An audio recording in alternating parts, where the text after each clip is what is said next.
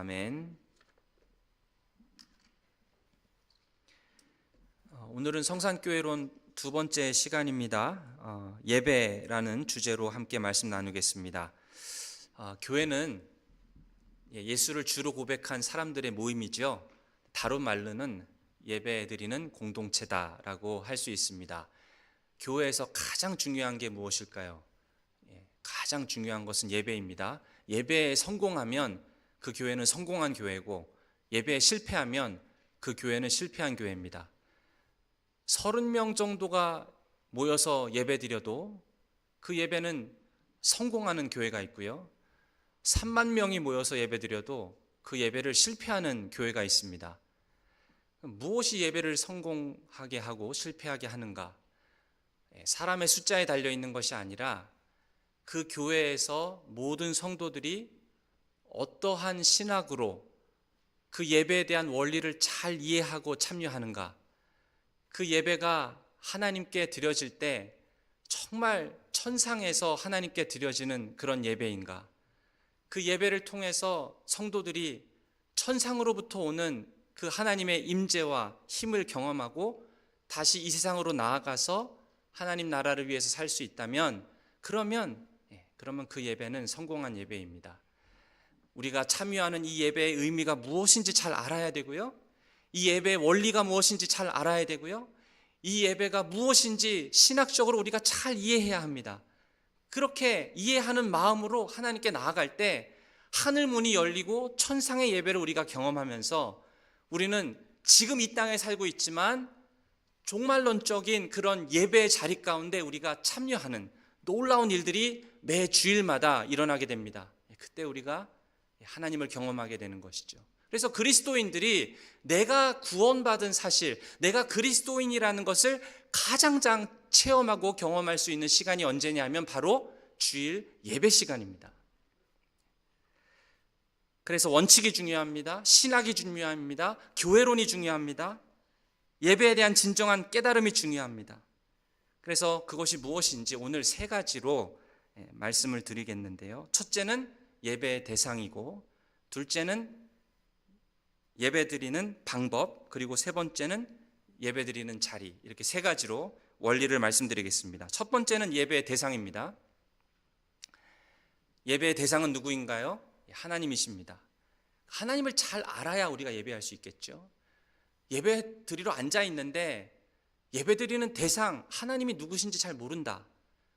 그 사람이 예배를 드릴 수 있을까요? 그냥 교회 오니까 마음이 편안하고 좋고, 자기를 돌아볼 수 있으니까 좋고, 그냥 느낌이 좋고, 그것은 예배가 아닙니다. 어떻게 모르는 신을, 잘 알지도 못하는 신을 예배할 수 있겠습니까? 그래서 예수님은 말씀하셨습니다. 요한복음 4장 24절에 하나님은 영이시니 예배하는 자가 영과 진리로 예배할지니라. 하나님이 누군지 알아야 됩니다. 하나님 영이세요. 영은 무엇입니까? 눈에 보이지 않습니다. 손에 잡히지 않습니다. 그래서 사람들이 눈에 보이지 않는 하나님을 알기가 어려워하면서 자기 마음대로 신을 만들어냅니다. 하나님은 이런 분이 아니실까? 자기 생각대로 하나님을 만들어내고 그 하나님을 예배하기 시작합니다. 그러나 하나님은 영이시기 때문에 예수님 뭐라고 가르쳤습니까? 그 하나님을 영과 진리로 반드시 예배해야 된다. 그렇게 예배하는 것이 필요하다라고 하시는 것이죠. 그러면 하나님이 영이신데 영과 진리로 예배한다라는 건 무슨 뜻일까요? 첫째로 진리로 예배한다는 게 뭔지 제가 말씀드리겠습니다. 하나님은 영이시기 때문에 반드시 진리로 예배해야 하는데, 진리로 예배한다는 뜻은 성경에 기록한 대로, 하나님이 성경을 통해 자기를 계시한 대로 우리가 알고 그 하나님을 예배한다라는 뜻입니다. 이게 진리로 예배한다는 뜻이에요. 그러면 성경에서 말하는 하나님은 어떤 분인가? 우리가 지금 예배 여기 이 자리에서 드리고 있지만 사실은 천상에 있는 예배에 우리가 참여하고 있는 것입니다. 근데 그 천상에 있는 예배는 이 종말에 일어나는 그 현실, 종말의 실제가 지금 천상에서 일어나고 있어요. 근데 우리는 그 예배에 참여하고 있는 것입니다. 그래서 그 마지막 때에 어떤 예배가 있는지 성경 요한계시록은 말하는데요. 이 요한계시록은 우리가 예배하는 그 하나님이 어떤 분이신지 그 하나님을 두 단어로 요약을 합니다. 요한계시록 4장에서는 하나님은 어떤 분이라고 얘기하냐면요, 창조주 하나님이다. 두 번째로 요한계시록 7장에서는 그 하나님을 구원자 하나님이다. 그러니까 우리가 예배할 때 진리로 예배한다는 것은 성경에 계시된 대로 하나님은 창조주이십니다, 하나님은 구원자이십니다, 그걸 알고 예배드리는 것이죠. 그러면 창조주 하나님은 어떤 분이신가 우리가 잘 알아야 예배드릴 수 있겠죠. 창조주는 어떤 분이신가? 창조 이야기가 어디에 나오고 있습니까? 성경에 창세기에 나오죠. 창세기에 보면은 6일 동안 하나님께서 천지를 창조하시고 제 7일째 되는 날 안식하셨습니다. 하나님께서 왜 안식하셨을까요? 6일 동안 창조하시는 게 너무 힘들어서 피곤해가지고 아유 나 좀 쉬어야겠다, 그래서 안식하셨을까요? 그렇지 않습니다. 예수님께서 요한복음 5장에서 말씀하셨듯이 아버지께서 일하시니 나도 일한다 이러셨죠. 그날이 언제입니까? 기억나십니까? 안식일 날이었습니다. 그러니까 이 하나님은 안식일 날도 일하시는 분이세요. 하나님이 쉬시면 어떻게 될까요? 온 우주의 만물이 다 순간 무너져 내릴 겁니다. 하나님께서 지탱하고 계세요. 붙들고 계십니다. 하나님은 절대로 쉬시는 법이 없습니다. 근데 왜 쉬셨다고 하실까요? 왜 안식일 날이라고 하면서 제7일 때 안식하셨다라고 하셨을까요? 사실 우리가 예배에 모여서 우리가 다 쉬면서, 오늘 쉬는 날이죠. 쉬면서 해야 될 일이 있는데 그 안식하시는 하나님께 나아가서 그 하나님께 예배드리는 일을 합니다. 그래서 이 안식이라는 것을 우리가 이 단어의 의미를 알아야 되는데, 안식은요 그냥 단순히 쉰다라는 뜻도 있지만 제자리로 돌아간다, 원래 있을 곳으로 돌아간다라는 의미가 있습니다. 하나님께서 원래 있어야 되는 곳으로 돌아가신다라고 할 때 거기가 어딜까요? 하나님 집이죠. 집으로 돌아가시는데 하나님께서 어느 곳으로 돌아가셨는지, 어디로 가셨는지 원래대로 그게 이사야 66장에 나옵니다. 이사야 66장을 보시면 여호와께서 이와 같이 말씀하시되 하늘은 나의 보좌요 땅은 나의 발판이니 너희가 나를 위하여 무슨 집을 지으랴, 내가 안식할 처소가 어디랴. 사람이 지은 성소는 하나님이 거하시는 집이 아니라 어디가 하나님의 집이라고요? 이 모든 우주 만물, 하나님께서 이 땅을 창조하실 때, 우주를 창조하실 때 그곳을 하나님의 집으로 만드신 것입니다. 그러니까 그 집에 하나님께서 좌정하고 계시는 거예요. 근데 그 좌정하실 때 거기에 왕좌가 있습니다. 우리가 찬송하잖아요. 예수 우리 왕이여 이곳에 오셔서 보좌로 주여 임하사. 그 보좌가 어디예요? 그 집의 자리, 원래 있으시는 하나님 자리, 왕좌. 거기에 좌정하셨다라는 것은 그 하나님이 뭐가 되셨다라는 겁니다. 왕이, 하나님이 왕이시다라는 뜻입니다. 그러니까 왕이 왕좌에 앉으셨어요. 적군을 다 쓸어버리시고 적군의 왕관을 빼앗으셔서 자기가 탁 쓰시고 왕좌에 앉았습니다. 그게 뭐라고요? 안식이에요. 왕좌에 앉으신 하나님이 지금 안식하고 계시는 건데, 그때 무슨 일이 일어납니까? 모든 피조물들, 모든 인간들이 그 앞에 쫙 엎드립니다. 그러니까 하나님이 왕이시고 모든 인간과 피조물은 쫙 엎드리는 그 장면, 그게 뭐라고요? 그게 예배입니다.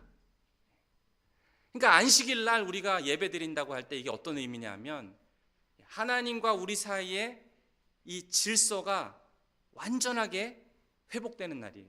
하나님 왕이시고 그분은 권세 있으시고 우리는 그분의 백성이고 그분의 종인.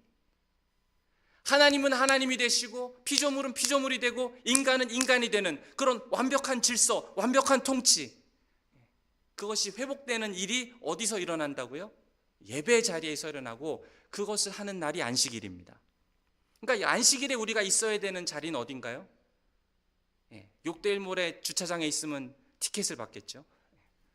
여기 있으셔야 됩니다. 그러니까 7일째 하나님께서 안식하셨다는 말은 하나님께서 모든 만물을 다스리는 왕이 왕으로 좌정하셨다는 뜻이고요. 우리는 뭔가요? 우리는 이 땅을 하나님을 대리해서 통치하는, 이 땅 만물을 다스리는 자들로 하나님 우리를 세우십니다. 그러니까 쉬운 말로 하면 우리가 예배 인도자가 되는 거예요. 모든 피조물을 데리고 와서 하나님께 예배하는 자로 세우는 일. 그러니까 우리는 월십 리더죠. 예배 인도자. 이 땅을 다스릴 뿐만 아니라 내가 하나님을 예배하고 다른 피조물들이 하나님을 예배케 하는 그 일, 복종케 하는 그 일, 그것을 우리가 예배 가운데 같이 하는 겁니다. 그래서 우리의 시간, 우리의 관계, 우리의 건강, 우리의 재정, 모든 것이 하나님이 왕이시고 거기 아래에 피조물이 복종케 하는 그 일을 우리가 하고 있는 것입니다. 지금 여러분과 제가 하고 있는 일이 바로 그 일입니다. 예배입니다. 그래서 이와 같은 예배의 개념을 알게 되면은 모든 것들에 대해서 우리가 적용을 해볼 수 있겠죠. 헌금에 대해서 적용해 본다면 헌금을 예배의 일부로 보는 것이 성경적이고 맞습니다. 어떤 사람들은 이 헌금을 기부금이라고 생각을 해요. 교회는 자선단체다. 그래서 내가 헌금을 하더라도 이 헌금이 내가 원하는 곳으로 가도록 지정 헌금을 더 세게 하시고 주일날 드리는 헌금은 별로 신경 쓰지 않는 경우도 있습니다. 근데 우리가 하나님께 드리는 헌금은요, 도네이션이 아니에요. 무슨 체리티 단체에다가 드리는 그런 것이 아닙니다. 우리가 하나님께 드리는 헌금은 이 피조물이 하나님 앞에 엎드리게 하는 그 일을 우리가 하는 것이죠. 돈이 얼마나 셉니까? 오늘도 어제도 내일도 우리 멱살을 붙들고 너 죽을래 살래 하는 것이 돈의 힘입니다. 그렇지 않습니까? 그런데 우리가 예배 드린다라고 할 때 이게 어떤 의미냐 하면 내가 돈의 힘에 굴복하지 않겠습니다. 돈은 중요하죠. 사람들이 이것이 참 필요하고 중요하게 생각합니다. 그래서 예수님께서 그렇게 말씀하시기까지 했어요. 너희가 돈과 만몬을 같이 섬기지 못할 것이다. 같이 섬길 수 없다라는 것이죠. 그만큼 우리에게 필요한 것입니다. 아마 모든 사람이 이것은 다 인정할 거예요. 그럼에도 불구하고 주님, 내가 예배 자리에 나가서 이것이 내 멱살을 잡고 흔들다 하더라도 나는 돈을 섬기지 않겠습니다. 이 돈으로 하여금 하나님을 섬기게 하겠습니다. 그러면 뭐가 되는 겁니까? 그 하나님은 왕이시고 그 질서가 싹 이렇게 자리 잡게 되는 것이죠. 참된 안식은 언제 오는가? 이 질서가 회복될 때, 하나님은 하나님이시고 피조물은 피조물이고 인간은 인간이 되는 이 하나님과 우리 사이의 관계와 질서가 회복될 때, 그때 무엇이 온다고요? 그때 참된 안식이 오는 것입니다. 그래서 예배의 시간은 특히 우리가 헌금을 드릴 때는 이 내 지갑이 하나님 앞에 가서 무릎 꿇게 하는 일, 내 모든 시간이 하나님 앞에 가서 무릎 꿇게 하는 일. 하나님은 좌정하에 계시고 자기 집에 왕좌에 앉아 계실 때 모든 피조물들이 쫙 무릎 꿇고 그를 경배하게 하는 일, 그것이 예배인데, 그 예배가 참으로 잘 일어나게 되면, 그 질서가 완전히 잡히게 되면, 그러면 저와 여러분에게 뭐를 경험하게 된다고요? 안식을 경험하게 됩니다. 그래서 우리가 안식일 날 주님께 나와서 예배를 드리는 것이죠. 자, 그래서 하나님은 영이시니 우리는 어떻게 예배해야 된다고요? 영과 진리로 예배해야 된다 그랬죠. 진리로 예배한다라고 할 때 뭐냐? 성경에 기록한 대로, 성경이 계시하는 대로 하나님을 알고 예배해야 되는데, 그 중에 첫 번째가 창조주 하나님, 두 번째는 뭐라 그랬죠? 구원자 하나님. 구원자 하나님. 우리는 구원자 하나님을 예배해야 하는 것입니다. 주님이 우리를 구원하셨잖아요. 아들 예수 그리스도를 보내셔서 우리를 살려내셨습니다. 어둠과 흑암의 권세에서 우리를 자유케 하셨습니다. 이 세상에서요, 창세 전부터 마지막까지 하나님께서 온전히 받으시고 온전히 기뻐하시고 온전히 즐거워하신 예배는 딱 하나입니다. 수많은 예배들이 드려졌지만 하나님 기뻐하시는 예배는 딱 하나입니다. 그게 뭐냐 하면 십자가에서 예수님께서 피 흘려 죽으신 그 희생 제사예요. 하나님의 그 높으신 기준, 하나님의 그 거룩하심, 그것을 만족시킬 수 있는 피조물은 아무것도 없습니다. 오직 예수 그리스도께서 구약에 있는 율법을 완전히 다 성취하시고 온전한 삶을 사시고 죄 없는 삶을 사셔서 그의 몸을 저와 여러분을 위한 희생 제물로 하나님께 드렸습니다. 그 제사만이 하나님께서 받으실 수 있고 하나님이 기뻐하시는 제사인데요. 근데 저와 여러분은 그 하나님을 만족시킬 수 있는 그런 의의가 저에게는 없습니다. 우리가 살아온 모든 시간들, 우리가 쌓아놓은 요만큼의 선행, 그런 거 다 모은다 한들 하나님을 기쁘시게 할 수 없습니다. 그 하나님의 높으신 의의를 만족시킬 수 있는 피조물은 아무도 없습니다. 그럼에도 불구하고 우리가 그 하나님을 기뻐하게 하는, 그 하나님께 영광 돌리는 예배를 드릴 수 있는 자가 되었습니다. 어떻게 해요? 우리가 예수 그리스도 안에 있을 때, 우리가 그 예수 그리스도의 옷을 입게 되었을 때, 우리가 예수 그리스도와 연합되었을 때 우리가 올려드리는 그 예사는, 그 제사는 하나님께서 기뻐 받으십니다. 예배 드릴 수 있는 자격이 없는 자들이었지만 그리스도를 통해서 우리는 하나님께 예배 드릴 수 있는 자들이 된 것이죠. 기쁨으로 나갈 수 있게 되었습니다. 담대함으로 나갈 수 있게 되었습니다. 왜냐하면 이제 우리를 가릴 수 있는 그리스도의 옷으로 우리가 옷 입었기 때문에 하나님 앞에서 의로운 자가 된 것입니다. 믿으십니까? 그런 놀라운 일을 누가 가능하게 한 것입니까? 누가 가능하게 하셨죠? 하나님. 어떤 하나님이요? 구원자 하나님. 구원자 하나님께서 이 일을 가능하게 하셨습니다. 저와 여러분을 구원하실 뿐만 아니라 하나님이 받으심직한 예배를 하나님이 받으실 수 있도록 예수 그리스도를 보내셔서 우리가 다 예배자가 될 수 있게 하셨어요. 이게 얼마나 우리에게 큰 특권입니까? 하나님께서 우리 부르실 때요, 막 고민하고 부르실까요? 아유, 쟤는 좀 수준이 덜 된 것 같으니까 내일 부르자, 다음 주 예배 때 부르자. 이 친구는 이번 주에 잘 살았으니까 내가 이번 예배 때는 불러야지. 그러시지 않습니다. 그리스도 안에 있는 자들은 누구든 하나님께서 기쁨으로 부르십니다. 자유 가운데 부르세요. 하나님 막 신나서 부르세요. 그 예배 어떻게 시작하죠? 처음에 예배 부름으로 시작합니다. 그때 하나님 우리 부르시는 거예요. 주님 부르시지 않으면 우린 나갈 수 없지만 주님 우리 부르셨기 때문에 고민하지 않고 부르시고 자유 가운데 부르시고 기쁨으로 부르셨습니다. 왜? 우리는 하나님 앞에서 의로운 옷을 입은 의로운 자가 되었기 때문입니다. 이 일을 가능하게 하신 분 우리 하나님 참 좋지 않습니까? 구원받은 사람이 이 구원을 가장 잘 누릴 수 있는 곳이 어디냐? 그래서 예배의 자리입니다.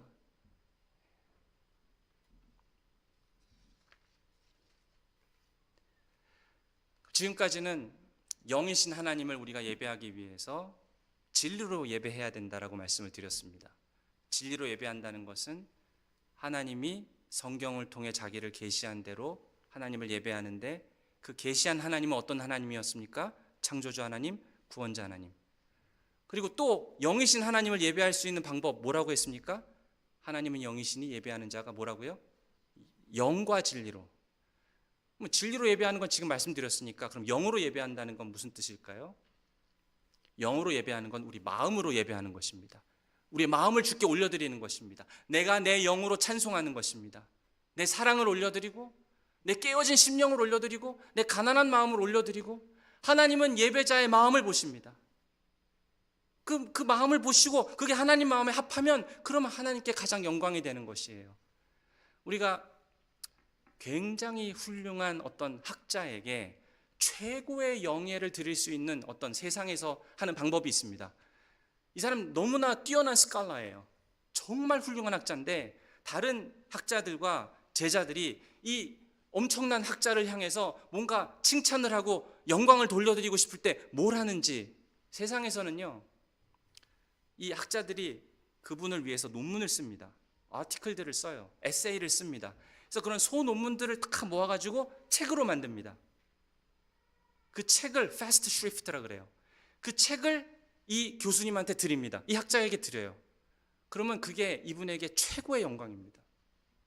학자이기 때문에 학자적인 연구물을 가지고 영광을 돌려드리는 거죠.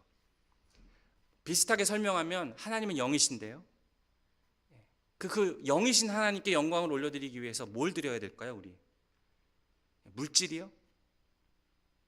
뭘 드려야 될까요? 우리의 영을 드려야 됩니다. 영이시니까요. 우리 영을 드려야 돼요. 우리 영을 드린다는 게 무슨 뜻이죠?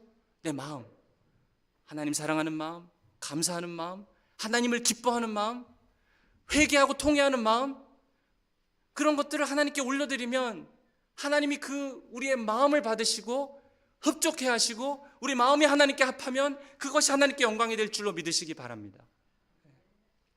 그래서 시편 51편 16, 17절을 보면 주께서는 제사를 기뻐하지 아니하시나니 그러지 아니하면 내가 드렸을 것이라 주는 번제를 기뻐하지 아니하시나이다. 하나님께서 구하시는 제사는 상한 심령이라 하나님이여 상하고 통회하는 마음을 주께서 멸시하지 아니하시리이다. 그러니까 하나님께 간절히 용서를 구하고 죄를 회개하는 마음으로 상하고 통회하는 심령을 드리는 것, 그것을 하나님 기뻐하시는데 뭐보다 기뻐하신다고요? 그냥 눈에 보이는 제사. 하나님은 외적인 것보다 거기에 들어있는 마음, 본질, 그걸 기뻐하세요. 그래서 찬양을 올려드릴 때 이 무슨 찬양곡을 골랐나 이것 때문에 영광 받으시는 게 아니라 찬양을 올려드리는 사람의 마음. 설교를 들으실 때 어떤 설교자 이것 때문에 영광 받으시는 것이 아니라 뭐라고요? 설교를 전하는 사람의 마음, 이 설교를 듣는 회중들이 어떠한 감사로 어떠한 찬양과 기쁨으로 하나님께 나아가는가, 그 마음을 보고 하나님 영광 받으십니다. 내가 무슨 옷을 입고 왔기 때문에 하나님 영광 받으시는 것이 아니라, 저는 설교하러 쓸 때 슬리퍼 신고 올라오지 않습니다. 뭐 슬리퍼 보시고 하나님이 기분 나빠하실 건 아니지만 제 마음은 이 외적인 옷에 영향을 받거든요. 이 말씀에 대한 경외감 때문에 이 양복을 입고 오는 겁니다. 그게 제 마음에 도움이 돼요. 하나님 제 옷을 보시지 않습니다. 그러나 예배드리는 설교하는 제 마음을 보세요.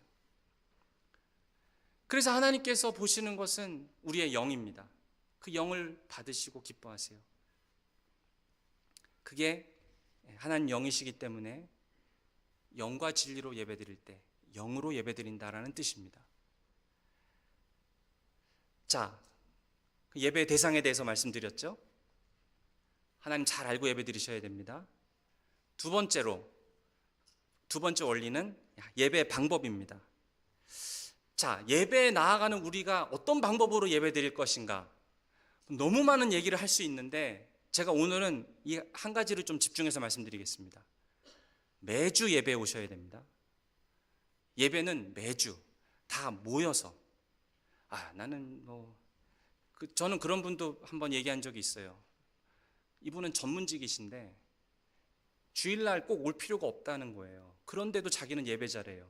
왜 그러냐면 집에 가서 내가 전문직으로 하나님 섬기는 마음으로 일하면 그게 하나님께 드리는 예배가 된다는 거예요. 저는 그 얘기 듣고 깜짝 놀랐습니다. 예배는 어떻게 드리는 것이라고요? 영과 진리로 드릴 때 하나님 시키는, 하나님 계시한 대로 드리는 게 맞지요. 우리 생각대로 드리는 것은 예배가 아닙니다. 왜 매주 와야 되는가? 히브리서 10장 25절은 말합니다. 모이기를 패하는 어떤 사람들의 습관과 같이 하지 말고 오직 권하여 그날이 가까움을 볼수록 더욱 그리하자. 잘 모이라고 하는 것이죠. 잘 모여야 됩니다. 그 당시에 1세기 초대 기독교에서는 로마 시대였는데 주일날이 홀리데이였을까요? 그 당시에는 쉬는 날 개념이 없었습니다.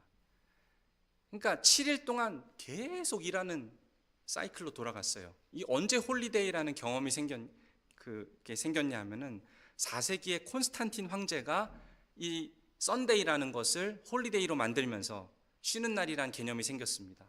그 전에 1세기 기독교인들은 주일날 어떻게 했을까요? 일하러 가야 되잖아요. 그죠? 그래서 새벽에 모였습니다. 예배 드리려고. 새벽 일찍 교회 모여서 예배 드리고 찬송하고 말씀 듣고 기도하고, 그 다음에 나가서 데이타임 동안 일합니다. 그 일 끝나면 어떻게 해요? 다시 교회로 모입니다. 그래서 같이 애찬을 했어요. 떡을 떼고 교제했습니다. 그러니까 얼마나 모이는 게 힘들었겠어요. 그래서 히브리서 기자가 형제들아 모이기에 힘쓰자. 하루 종일 일하고 예배드리러 오고 새벽 일찍 일어나서 예배드리러 오고 그게 쉽지 않았습니다.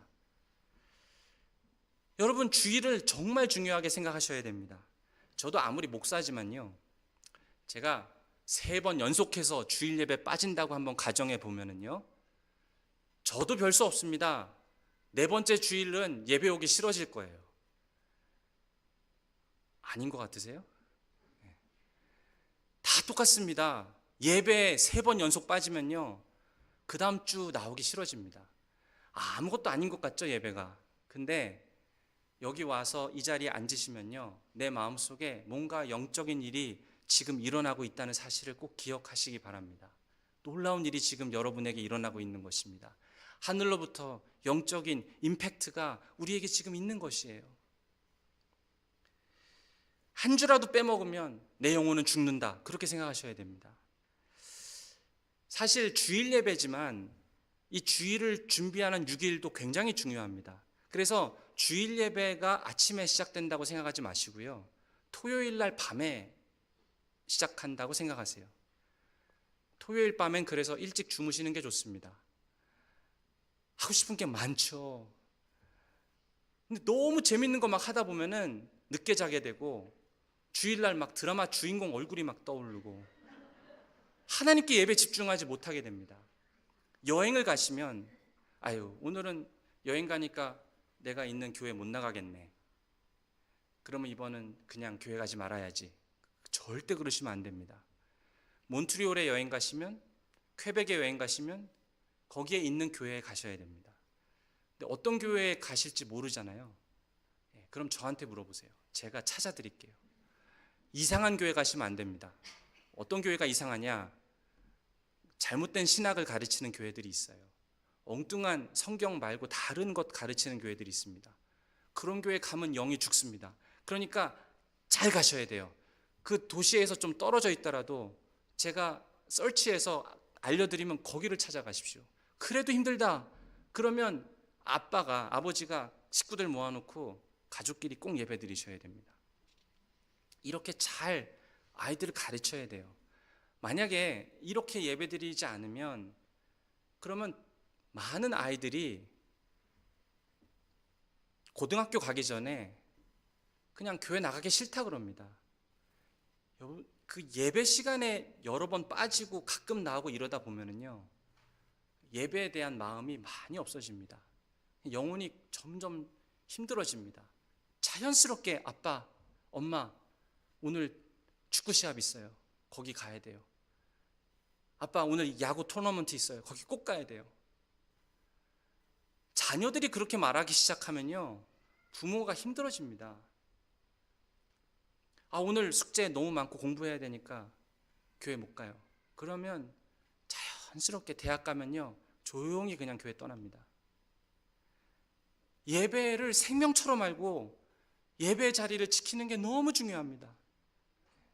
그렇게 아이들을 잘 인도하고 가르치고 부모님이 예배 드리는 모습을 보일 때 아이들 마음속에 신앙이 전수되고 하나님 예배하는 게 이렇게 중요하구나를 어릴 때부터 아이들이 배우게 되는 것이죠. 주일 예배는 공예배입니다. 반드시 생명처럼 생각하고 내가 죽는다 생각하고 이 자리를 지키셔야 됩니다. 꼭 매주 오셔야 됩니다. 3번째로 예배 자리입니다. 우리가 성산교회가 예배드리는 자리가 어딜까요? 여기 다 앉아 계시는데 사실 우리가 예배드리는 자리는 몸은 여기 있지만 사실 어디입니까? 저 천상입니다. 저 목사가 무슨 말 하나. 사실 우리가 저 천상에서 예배드리고 있는 거예요. 에베소서 2장 5절 6절을 보시면 허물로 죽은 우리를 그리스도와 함께 살리셨고 너희는 은혜로 구원을 받은 것이라 또 함께 일으키사 그리스도 예수 안에서 함께 하늘에 앉히시니. 이게 과거형입니다. 우리 여기 지금 살아있는데 내가 이미 하늘에 앉았다고? 예, 앉아 있습니다. 우리가 지금 이미 예수와 연합됐기 때문에. 이 말은 우리가 하늘의 생명책에 기록되었다라는 뜻이죠. 실제로 몸은 여기 있지만 하늘 보좌에 우리는 예수와 함께 앉아 있는 것입니다. 과거형이에요. 근데 종말이 왔나요? 마지막 때가 왔습니까? 아직은 안 왔습니다. 아직은 안 왔는데 예수님께서 재림하실 때 이제 마지막 때가 올 겁니다. 근데 지금 이 순간, 지금 이 순간에 종말의 현실이 존재할까요? 어딘가에 지금 종말의 현실이 지금 진행되고 있을까요?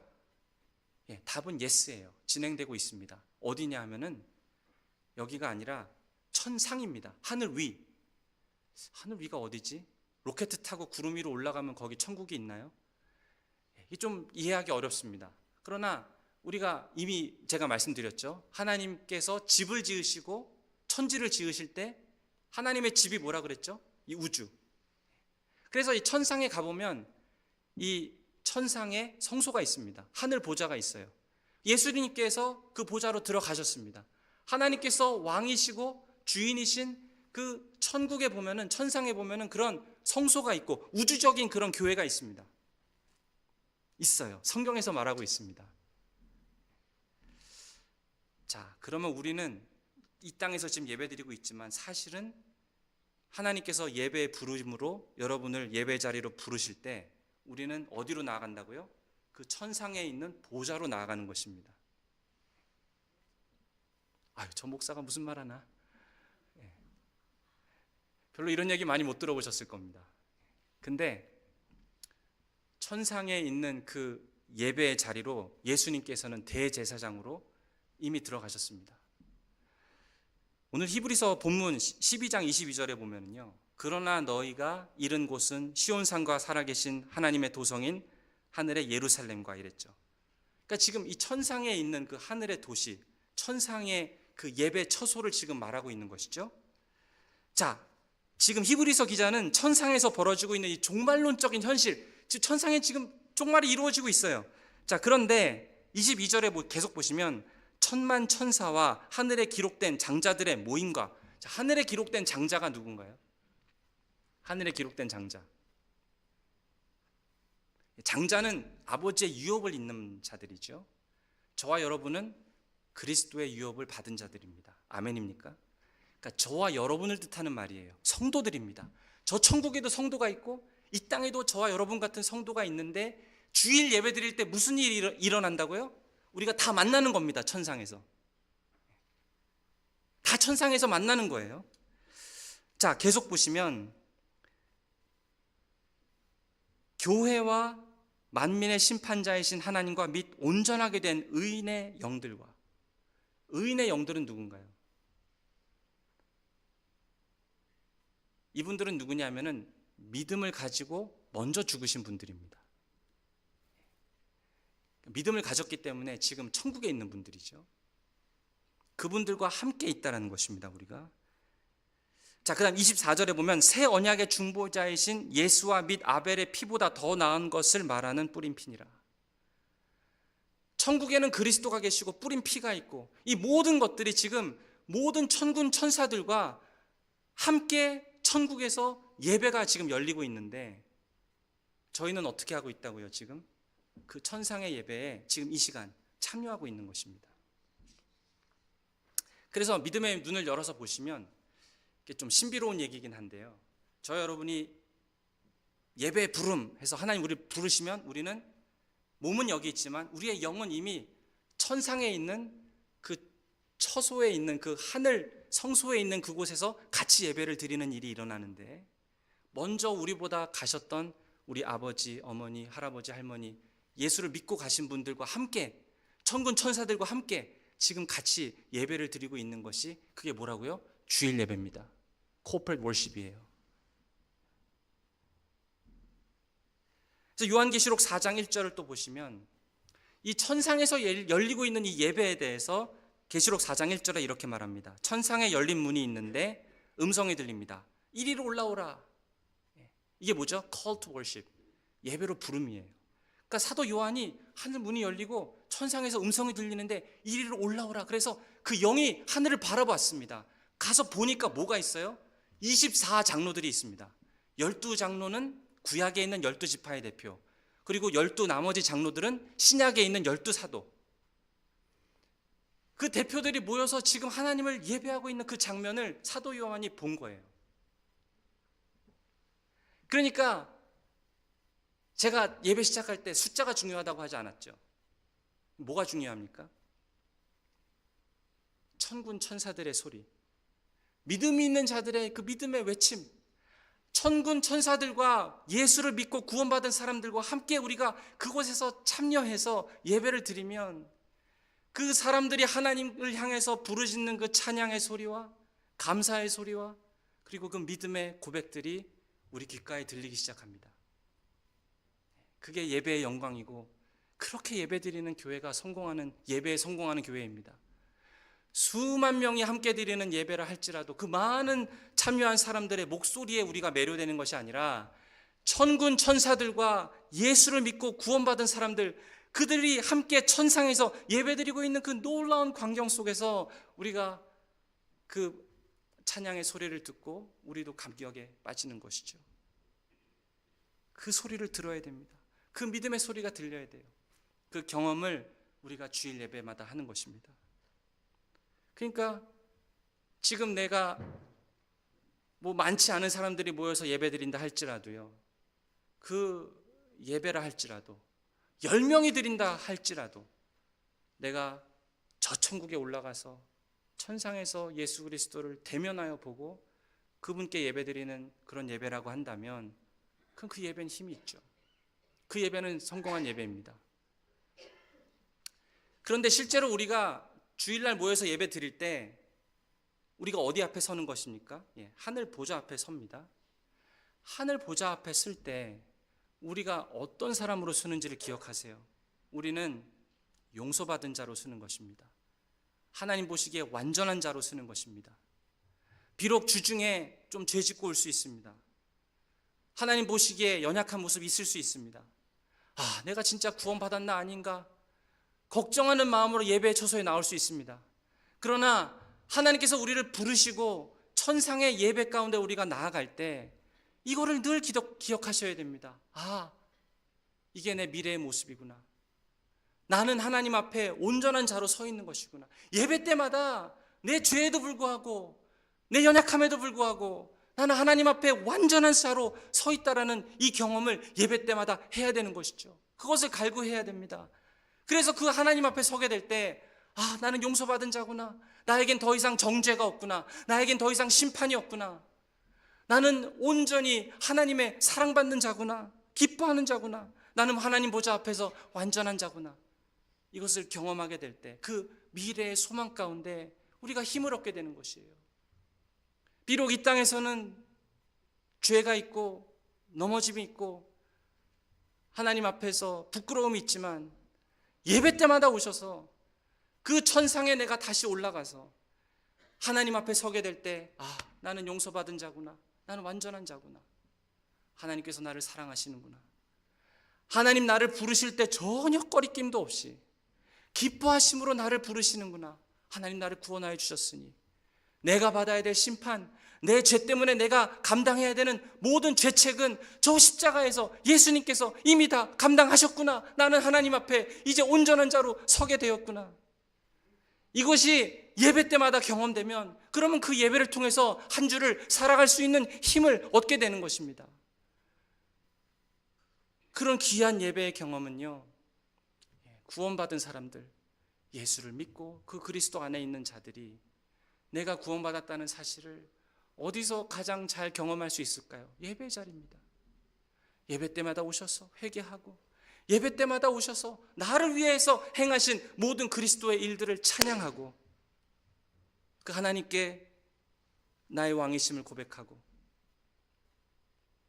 그 앞에 완전한 자로 거룩한 자로 서서 저 천국에서 내가 그 하나님을 눈과 눈을 마주치며 얼굴과 얼굴을 대하며 하나님 앞에 서게 되는 그날, 나는 예수의 옷을 입고 거리낌 없이 즐거움으로 하나님께 나아갈 수 있고 그분은 기쁨으로 나를 안아주시겠구나.